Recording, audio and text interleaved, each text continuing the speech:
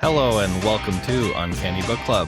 I'm Isaac Faderspiel, and joining me as always is my co-host, Adam Ward. Yo! How's it going? Yeah, man, I'm good. You know, coming out of our last two issues, I feel like both of us walked away feeling excited. And I don't know about you, but between us getting back together, there were multiple times that I wanted to pick up and start reading these, but I had to pause because I didn't want to forget anything. So I had to hold my excitement. Yeah, I specifically set out and found other things that I could read to try and distract myself, just because I knew, like, all right, it's going to be 2 weeks. I gotta stretch this out a little bit. Yeah, I picked up like a free trial for Marvel Unlimited, and I've been reading The Incredible Hulk. I think it's from 2023. 2023. And it kind of leads into he smashed pretty good. Yeah, it leads into like the current series, which is the Infernal Hulk, I think. Anyways, it's pretty cool. Good Hulk stuff. Might have to check it out when I get to a stopping point with some other series. Yeah, so let's get into it. I was very excited, like I said. So I think we're gonna have some very similar feedback. Yeah, I think so. Or things to say, but yeah, I think I'll just kick it off then. Please do. Issue 156 begins with the X-Men clutching Peter's body as the life slips from him. Tigra tells the cops she's an Avenger, but they don't seem to care. Thankfully, the Starjammers appear above and teleport the X-Men aboard. Corsair is reunited with his crew, and Peter is taken to the life support module, but it's still touch and go. Meanwhile, we see Kitty and Nightcrawler learn that Colossus was injured and presumed dead by Deathbird's hands, and learn that Lord Samedar is working against Lilandra to help put Deathbird on the throne. Xavier awakens aboard Deathbird's ship and finds himself next to Lilandra. His senses briefly pick up a nightmarish creature before he fully awakens. Deathbird reveals herself to the two, and Lilandra is furious. We learn that Deathbird is her older sister, but was stripped of rank and name after committing an unforgivable crime. Corsair tells the story of what happened the day of the parachute accident. We see a flashback of the Summers fam having a nice fly when they received a panic call. Next they knew, a Shi'ar ship was attacking them. We learn that Corsair was enslaved but broke free, finding D'Ken forcing himself on Kate Summers. Corsair is sentenced to death by slow torture after trying to kill D'Ken, and D'Ken begins this by killing Kate in front of him. Following Deathbird's smaller ship, the Starjammer is nearly caught up, but they arrive to a much, much larger ship. A giant space fish creature thing that has been turned into a ship. It's very cool. The X-Men fly in, and we see Colossus's triumphant return as he kicks a door off his hinges into a crowd of waiting brood. Eventually, the X-Men fight their way to Xavier and Lilandra and rescue the two. Storm is fighting Deathbird when she realizes that the ship they're in is a living being. Deathbird seizes the moment and kicks Storm into space. With seconds to spare, the Starjammers are able to rescue her and bring her aboard. The issue ends with the team learning that it will take an estimated 24 hours to repair the Starjammer enough to fly to Earth, but realizing that the Chancellor's deadline expires in only 6.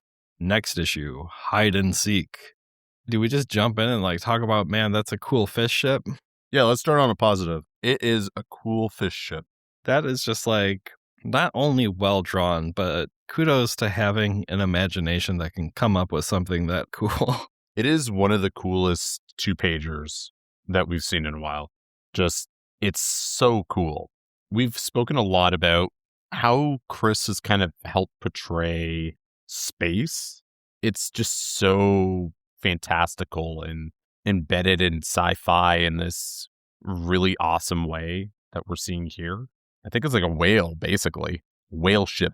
Whale fish creature thing that almost looks like it has more like a city ship, if that makes sense. Is it a whole... It's hard to really gauge how big it is, but it reminds me of, different sci-fis where the entire ship isn't just like a battleship or whatever, but it's like an entire city that's floating through space. Yeah, even when you look closer at how the locking mechanism happens, It's like very organic looking on the inside, like rather than it be kind of like the robotic aspect of the ship kind of coming out and performing these tasks. We see like this very meaty looking hook and platforms that kind of like support these ships. So there's a lot of like cool world building kind of happening here with these ships. I would hope to see them again. Yeah, I hope if we're going to be getting more of the Brood, that it's going to involve more stuff like this, even kind of expanding beyond just like what does their ships look like, just, learning like, are they doing things like this to other creatures for like other reasons? It'll be interesting to continue down that path and learn a bit more. Yeah, because I've experienced the Brood in more recent series like Annihilation. So I was vaguely familiar coming into this, knowing what they were and how they kind of operated. So it is fun to see them here. One of the things that I read to kill time in between being able to read this was a run of Astonishing X-Men, which by chance was focused on the Brood, which was not my intention going into it, but it was interesting to learn a little bit more about them that way, and then kind of come back to here where this is really just the X-Men dipping their toes in and almost knowing like a little bit of what's gonna pop up, like they're gonna call them sleazoids or whatever, but not really having. Haven't they been called the Brood yet? I thought they were. So no, they are, but I mean like that's like a pejorative nickname that Wolverine or Kitty, I think, ends up giving them. Okay, that sounds like a kitty nickname.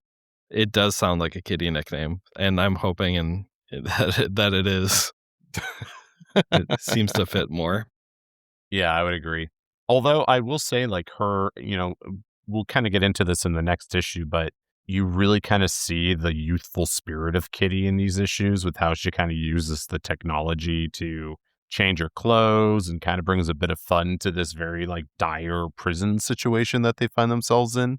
And it was really fun to see Chris kind of reincorporate this technology and these fun moments that we get between Kurt and Kitty into this bigger story that we'll kind of see play out in the next issue.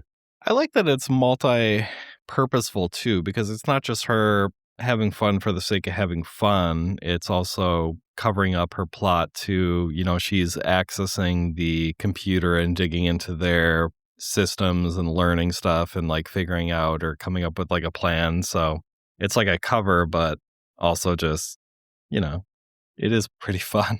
Yeah, it looks very fun. Some sort of technology like that would be cool to see one day, but I doubt would ever happen, at least in our lifetime. Someday. We can all dress up like Darth Vader. So how do you feel about this Peter situation? I mean, I'm not happy about it. We talked a bit about this last time, and we both concluded that we didn't want this to be resolved right away, because one of the great aspects of that last issue, and I went back and looked at the last page. If you take a look at it, I think it really paints like this great picture. Like Peter has been impaled, and we've never seen this before. And you and I both felt that it was very possible that Peter is legitimately dead, and having this way over the X-Men during the story would have been incredible. And instead, we essentially had a resolution within the first couple of pages. He was ultimately breathing and not dead, and we see this result by them taking him onto the Starjammer ship, and we kind of get this unknown, right? Like they set the stage that this is very serious. He could die. But at the climax of the issue where they're going onto the Brood ship, he's totally fine. And what makes it worse is just before this happens, Scott's having a conversation with Corsair, and Scott asks him, what's the status on Colossus? And he tells him that it's, hit and miss. And then within a page or two, he's punching down the door and running in. It does seem the pacing was messed up a little, or not ideal. I am a little bit more okay with the situation than I think you feel. It just doesn't feel as cheapened as this like comic book is they dead, is they alive thing usually is. If I think back to like other instances of this, it's like, oh, Scott was stabbed in the astral plane. He's not moving, and then he just gets up on page 1. And, to a certain extent, that is almost what's happened here, but I feel like it just makes more sense in terms of like, if this was just Earth stuff, there's no saving him. But he gets beamed up to the Starjammer. They have different medical technology, and it's still not like a Band-Aid sort of fix. It's like the robot or whatever has to spend presumably hours in like surgery and taking care of him and fixing him up. I do agree that it seems like his return is too quick, but I do like what they loop back to on, I think, next issue, where we do see that, he's not operating at 100% and he has issues and he's like rushing his recovery more than he should be. I think you make a lot of great points. I understand that there needs to be some sort of MacGuffin that allows Colossus to come back. And when we read the last issue, I had envisioned a situation where obviously Colossus is not going to be dead for good, and ultimately felt that some sort of space magic would be used at some point, I thought maybe closer to the end of this arc, and suddenly he would be back and we would have some aftermath out of that. But his death during that time would have been pseudo-permanent until the space magic, space tech stuff could take place. I think the issue that I really, really have that it boils down to isn't that they have this, whatever, space tech that allows them to operate and stabilize him like that. I'm totally okay with that. And I like the context that you kind of supplied that I didn't really think too much about, that, he is spending hours in surgery trying to fix him up. I can buy into that 100%. But we do lose the timeline a bit on the ship, though. You're like very correct there, where it's just like, oh, suddenly he's fine. And that, I think that's ultimately what bothered me, because I feel like it kind of cheapens what's happened, right? Like it's taken away this drama that could have been. That aside, it is a pretty badass entrance, though. It absolutely is, yeah. Him knocking the door down like that is very, very cool. The last thing that I'll say about it is I don't really like what happens in the next issue. It feels in some ways like, okay, well, we have to try and make this make sense now. So now his injuries are going to be problematic and he's going to suffer the consequences of going into battle sooner than he should have. Like they're fixing it, looping back and being like, we got to kind of like retcon this a little bit. I doubt that's what happened, but that's how I feel. I think it could have used just some time to breathe, and I would have walked away feeling really good about it, even if it was just an issue. Even if it was at the end of this issue, I could have... Or like he comes back next issue at a pivotal moment and kind of saves the day. Yeah. He doesn't really need to be here in this issue. No, and I think it would have even been... I think I could have even have bought into it, say, for example, he knocks down this door. We think he's coming back for this triumphant return. And, maybe in the first fight or maybe at some other point early on here in this fight, we see him collapse rather than it being significantly later. I think it would have kind of played up that his injuries are as bad as as they are. Anyways, that's my biggest gripe out of these issues. I feel like Colossus is still being done dirty. One other thing that I wanted to mention about spaceships.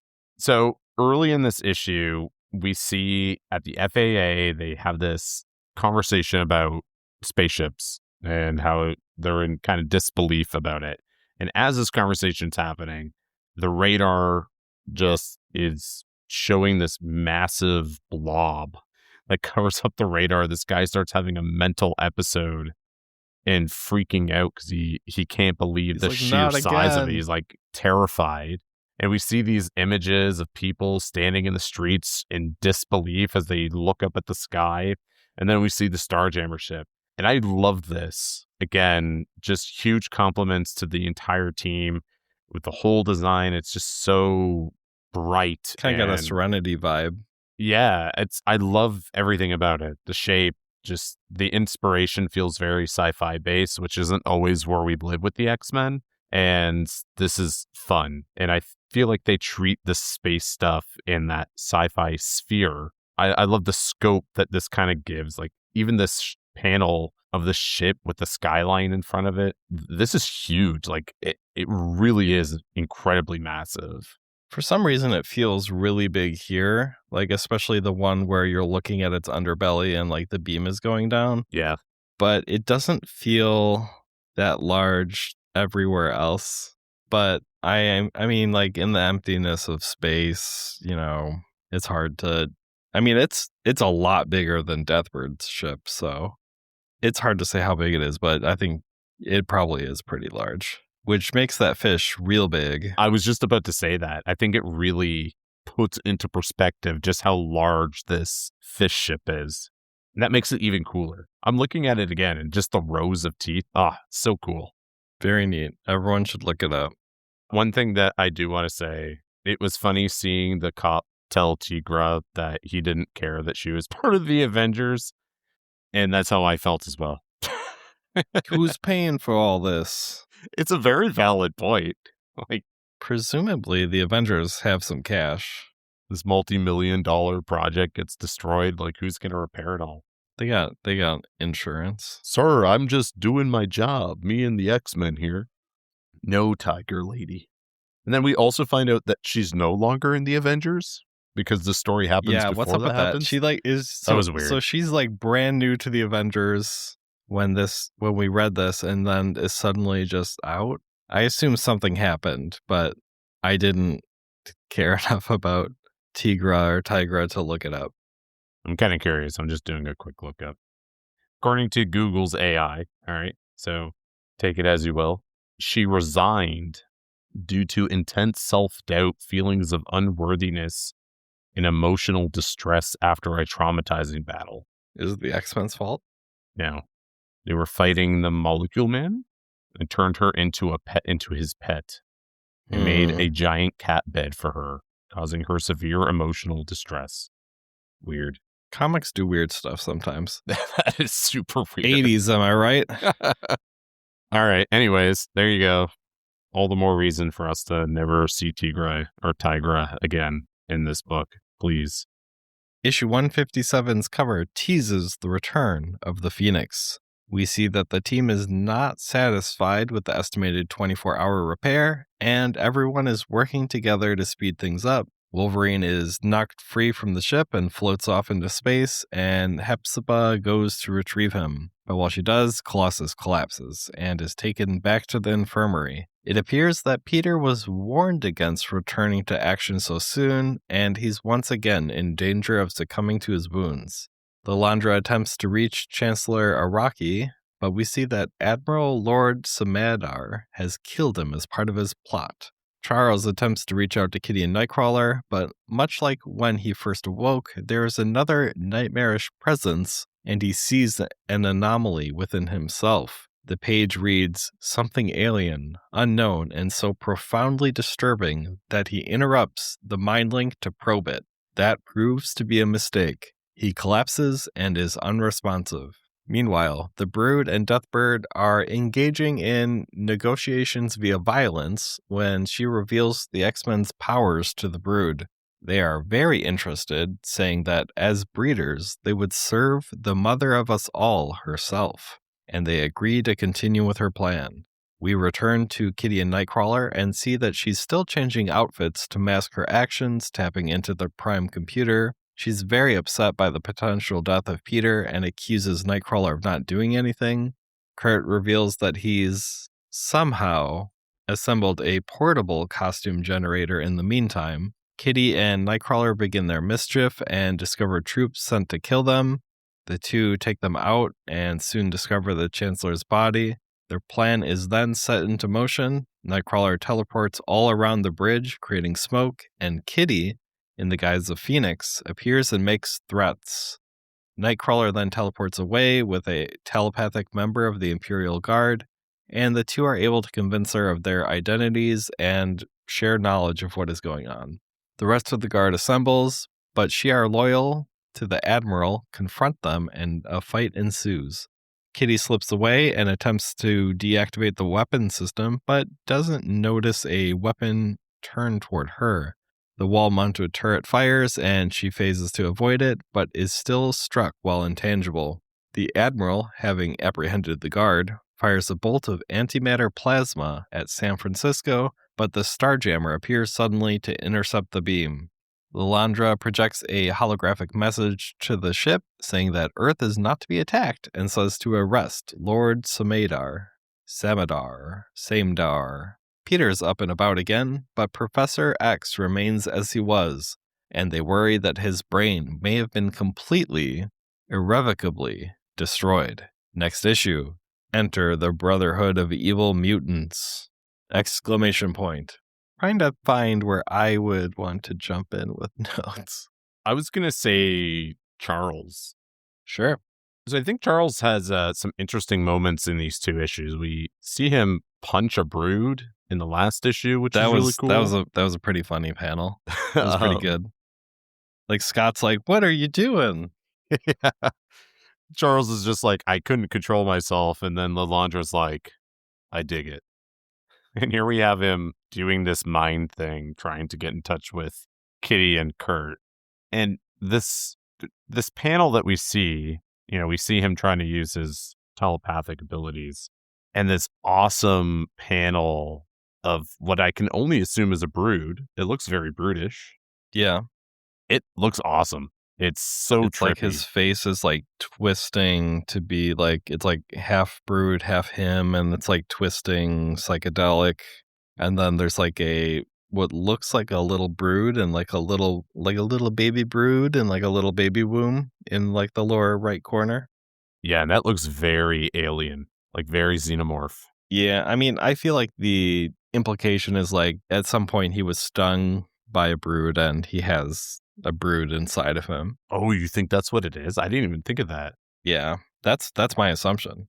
Oh. Because I think Like when, though? Like in the fight in the last issue? Maybe. I think they do it just by like stinging you with their tails. So it's like a quick thing. He is jumping around a lot. Like I just went back into the last issue and we see him jump and he's like, "Get down, all of you.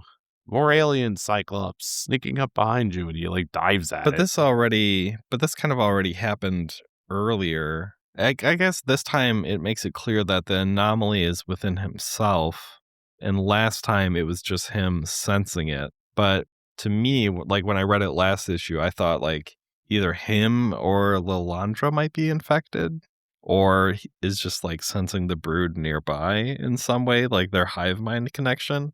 But this time it feels more like, he's got a little baby brood situation.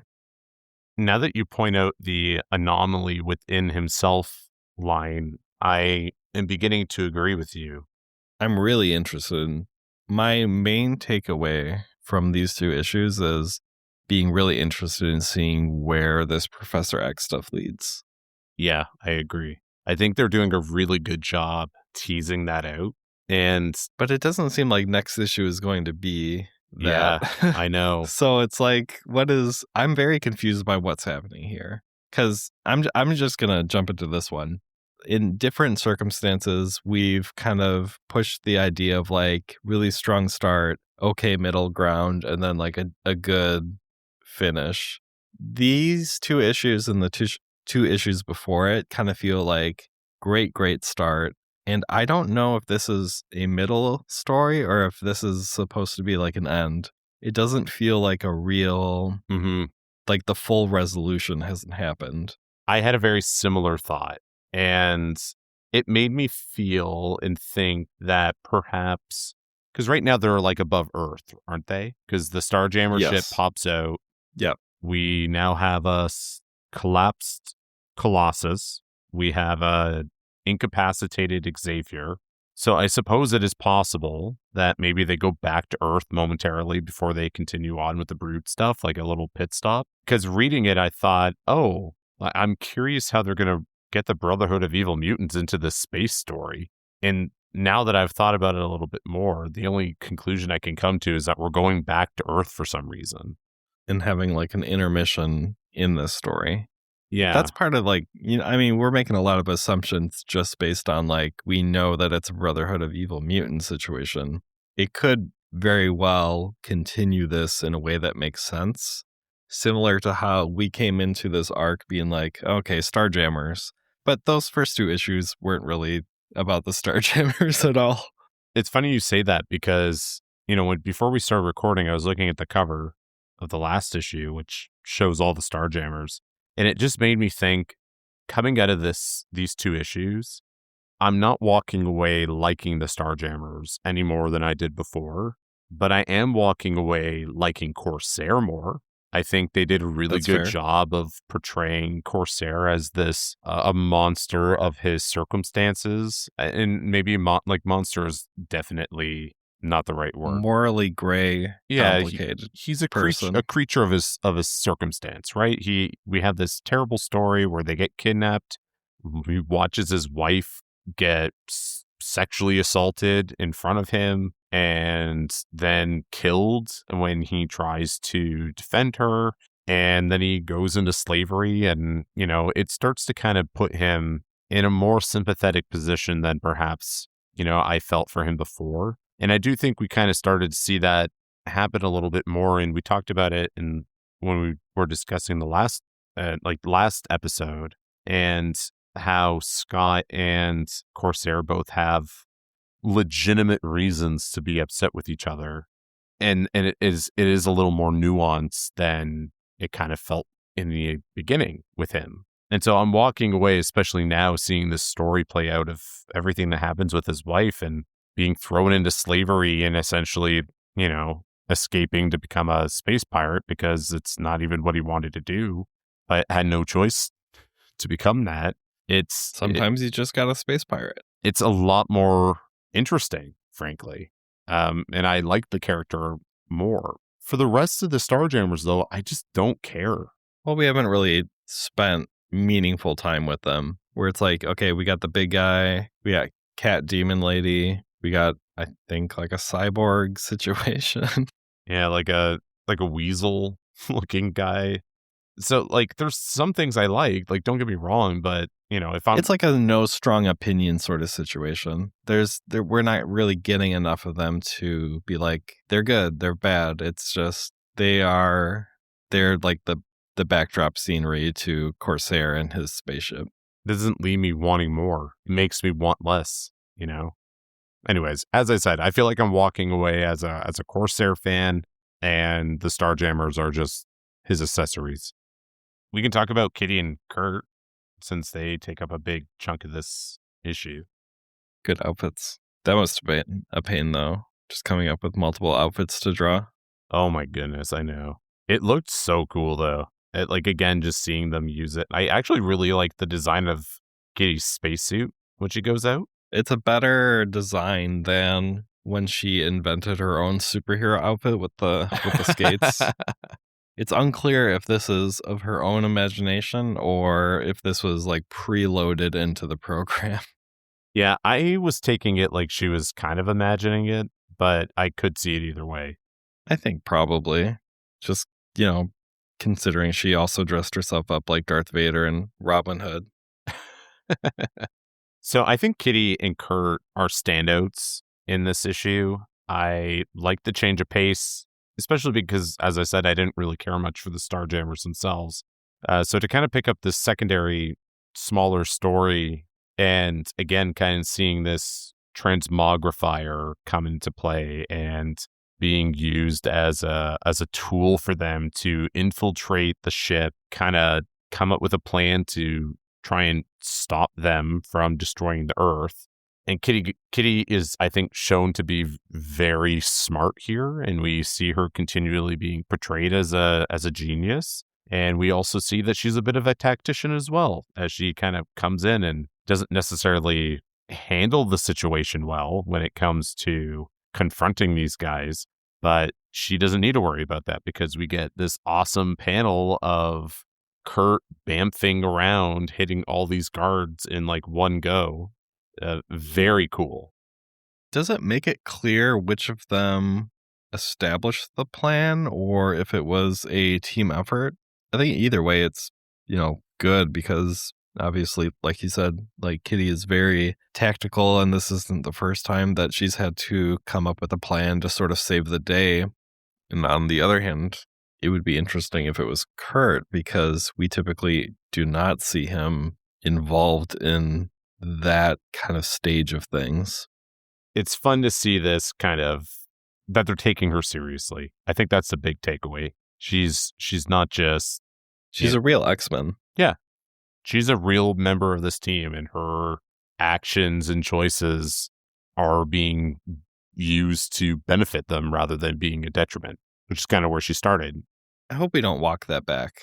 Oh, God, I hope not. Like, I feel like it's pretty, common in different media or whatever to be like, she's got this progression, but then like they might do like, 2 steps forward, 1 step back, have another like issue where like the problem that they are overcoming is their perception of her not being ready to be like a full member of the team or whatever. Ugh, that would be exhausting. At this point, it's just like really established that she's solid. Yeah, she's hyper competent. And I think you can easily look at this and say, when she joined the team, she was a rookie who knew nothing about being a superhero and barely understood her powers. So she kind of sucked. And you can see why the rest of the team and even Charles would be frustrated at times because she's a teenage girl who's fallen into this new life and these new powers and are exploring them. That's how they wrote it. And like, that's fine. And here we are now, several issues in, and she's had a lot of adventures. And I think the turning point was that Christmas issue where she was attacked at the X Mansion by a brood, right? Well, isn't that what it was? A demon. A demon. A demon that looks exactly like the brood. Yeah. It's very close together for them to be doing something so visually similar. Anyways, I think that really solidified her as a proper member of the team. And we've only seen her improve from there to, here she is with Kurt. And they are just like an absolute menace to this ship. And I think you mentioned this last time. Their power sets together are just incredibly difficult in an infiltration capacity to hold down. It's pretty rough for the other team. Especially when we see their secondary plan come into action where they go to try and get the Royal Guard. And their plan is to basically combine their powers in a way to make this massive illusion with all this brimstone smoke that forms from all of Nightcrawler's bamfing around. And suddenly Phoenix appears and, for a split second, you're like, oh my God, what's happening? And then you realize, she's created this costume to appear like Phoenix. And with the help of Nightcrawler and his powers, she looks a little more legitimate because of how that's happening. And I love this panel where we see the Bamf at the top after she appears as Phoenix and she's taunting the Admiral, and then she teleports down through the floor, disappearing. It's awesome. Mm-hmm. Very cool. I like that they just steal the person away too. It's very slick. Super slick. What did you think of these? I don't even know what they are. Like robot guys. The mechanoids? Is that what they are?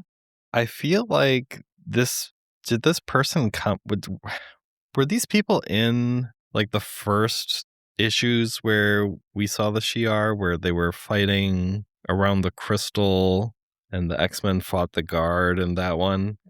Maybe. I know some of them were. Like there's like the guy that has the kind of Wolverine outfit where last time they fought Wolverine stole his clothes. Oh yes.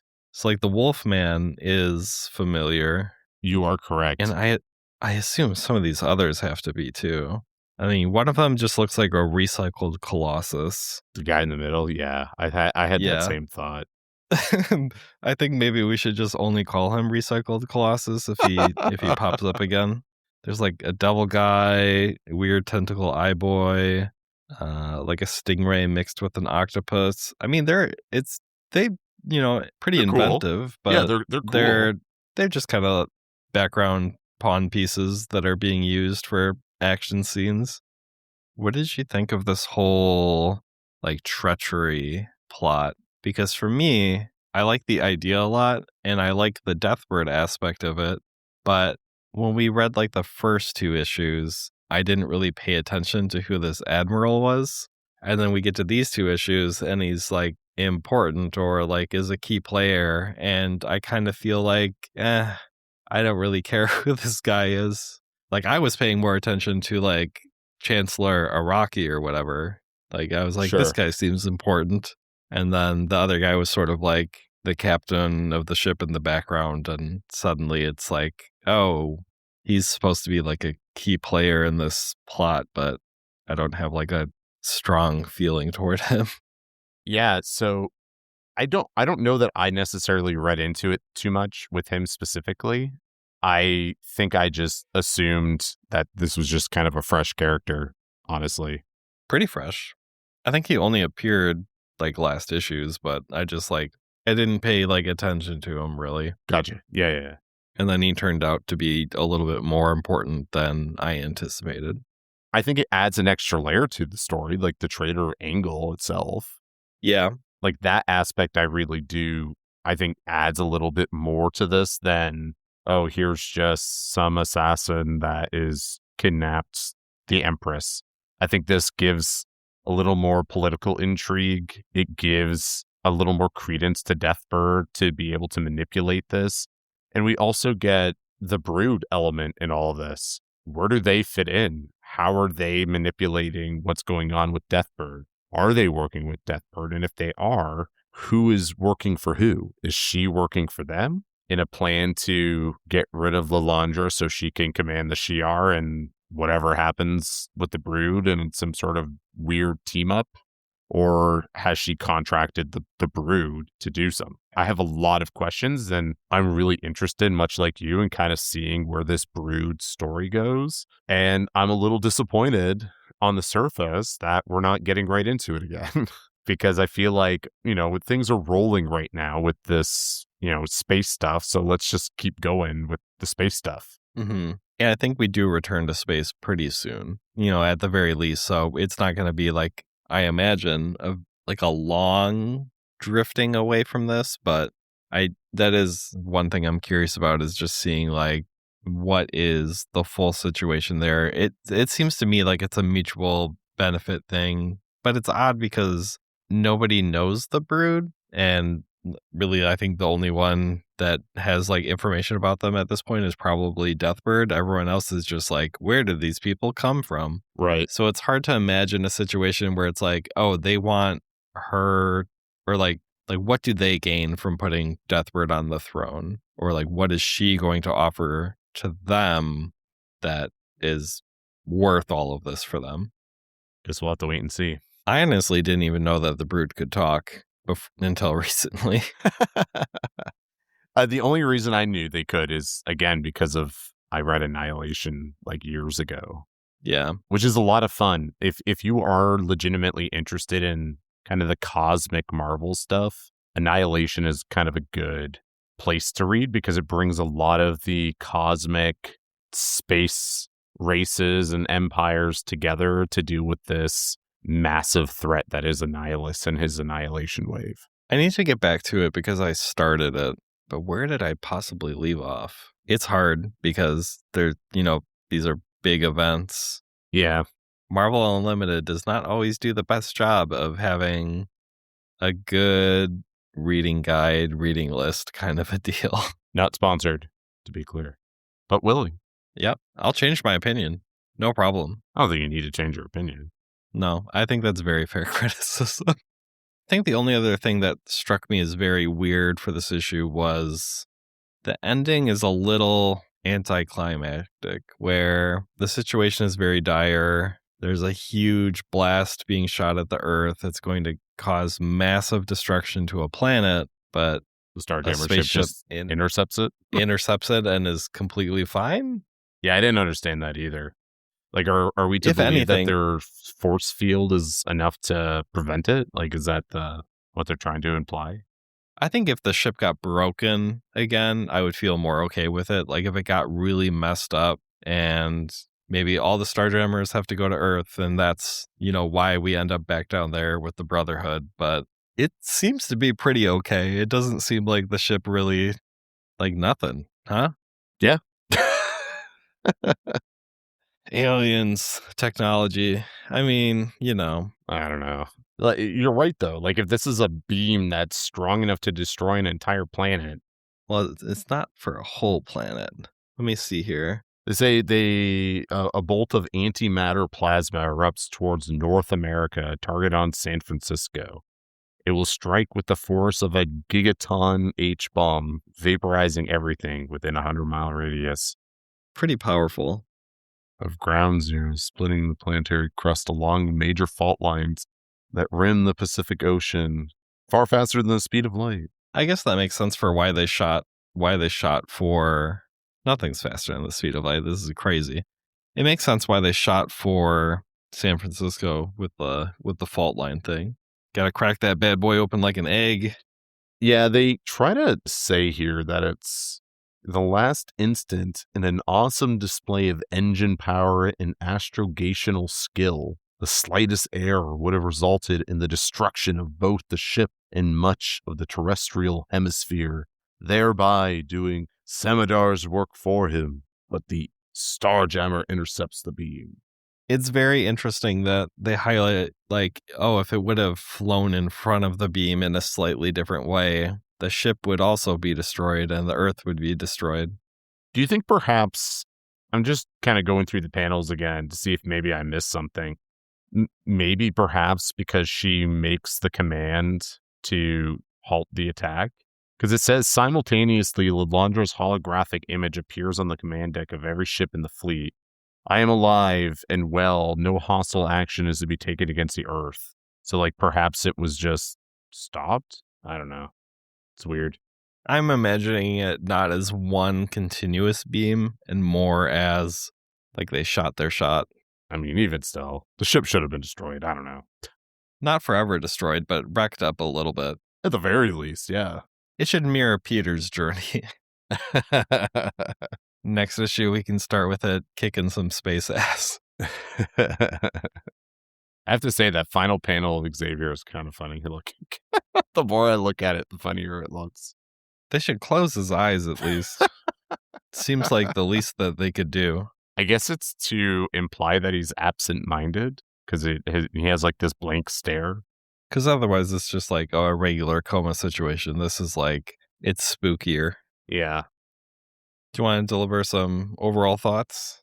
Yeah. I think when you look at the overall story, I think you can kind of walk away with a better overall view of this arc. But looking at these two, I think there's a lot of cool things that happen, but there are problems that for me are just too difficult to look past. The Peter situation is very glaring and I think really detracts from what this could have been. And for that reason, I think I would give this like a 7.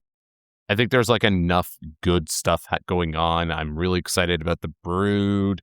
I think Deathbird has been a very interesting addition. The Trader stuff was a lot of fun. We have these amazing visuals of ships and just an incredible amount of sci-fi creativity that's playing out. And I think you mix all of that with, the character development between Corsair and Scott and Kitty and Kurt doing their thing. And Charles does a lot of fun stuff. And I'm very critical of how Charles gets used typically and don't generally like it, but I did really enjoy him here. And, as you said, I'm really enthralled by the idea of how Charles fits into this big plan with the Brood. Does he have an egg already in him? Is this, is he just being telepathically linked, kind of like how he was with Lilandra to, a Brood queen or something? It does feel a lot like that. There's some parallels. I'm very excited, and I think for me it's a 7. I'm also hitting the 7 pretty hard. I think overall, like these two issues, the last two, is a really great arc to read. There's something about the other two where I don't know if it's just so much of the content in those was like net new. And here it's less like we're being introduced to new things and we're starting to get, I guess, a little bit more information, a little bit more of an explainer, but it loses a little bit of that excitement in a way. I think the issues moved maybe a touch slower. Overall, good though. I think it'll be really interesting to return to the Professor X brood situation that's being teased forward. Doesn't seem like it's going to be a long time, but you never know. And then overall, like I mentioned before, just like an anticlimactic end where we just solved things by flying a spaceship really, really fast to intercept a blast. But overall, really good, really fun, great 4 issues, good 2 issues, if that makes sense. Yeah, I agree with everything you said. That does it for this episode of Uncanny Book Club. Thanks for listening, and we hope to see you next episode where we'll discuss issues 158 to 160. Bring on the brood. Bye. Thanks for tuning in to this episode of Uncanny Book Club. If you enjoyed this podcast, don't forget to subscribe, leave a review, or share with a friend.